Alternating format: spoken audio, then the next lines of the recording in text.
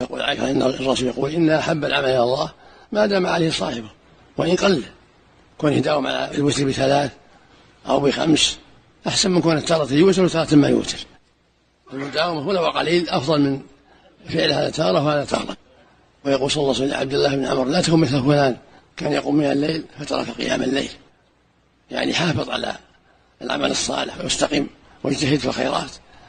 هكذا المؤمن يحافظ على العمل ويجتهد في عمل الخير لعله يدرك فضل المجاهدين، والذين جاهدوا فينا لنهدينهم سبلنا وإن الله لمع المحسنين.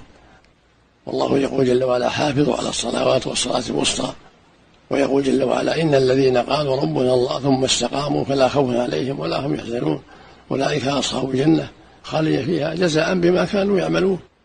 فالمحافظة على الأعمال والنشاط في ذلك هذا هو طريق أهل الصلاح.